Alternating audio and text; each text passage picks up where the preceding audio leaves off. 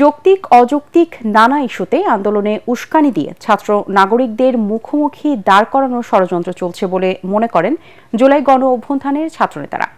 এ অবস্থায় শিক্ষার্থী সহ সবাইকে ধৈর্য ধরে জনভোগান্তি এড়িয়ে যৌক্তিক আর বাস্তবসম্মত দাবি তুলে ধরার আহ্বান জানিয়েছেন বৈষম্যবিরোধী ছাত্র আন্দোলনের মুখ্য সংগঠক আব্দুল হান্নান মাসুদ ও জাতীয় নাগরিক কমিটির যুগ্ম আহ্বায়ক সারওয়ার তুষার।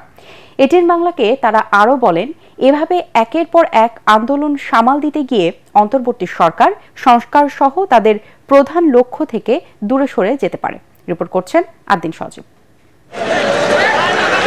কখনো ছাত্র, কখনো শিক্ষক, কখনো শ্রমিক, কখনো বা বঞ্চিতদের ব্যানারে আন্দোলনে থমকে যায় রাজধানীর পথঘাট।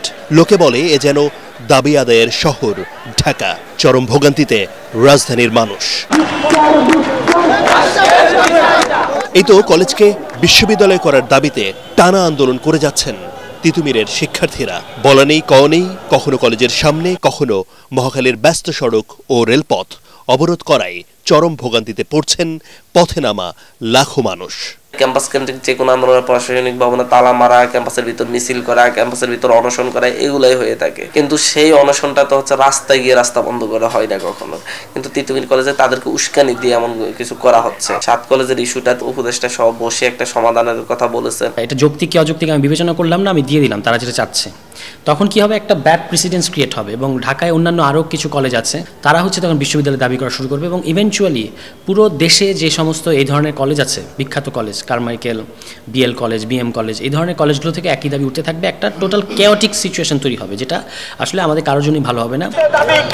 সময়ে অসময়ে যৌক্তিক অযৌক্তিক নানা দাবি দাওয়া নিয়ে সড়ক আটকে দেওয়ার ঘটনা গেল 5 আগস্টের পর থেকে প্রায় নিয়মিত হয়ে দাঁড়িয়েছে। জুলাই গণ অভ্যুত্থানের নায়করা বলছেন, অন্তর্বর্তী সরকারকে গত 6 মাসে সদেরেক আন্দোলন সামলাতে হয়েছে।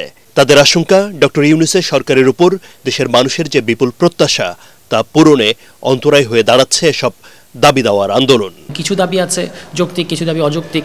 এগুলো যাচাই বাছাই করার জন্য যে ধরনের সরকার হওয়া দরকার, এটা সেই ধরনের সরকার না।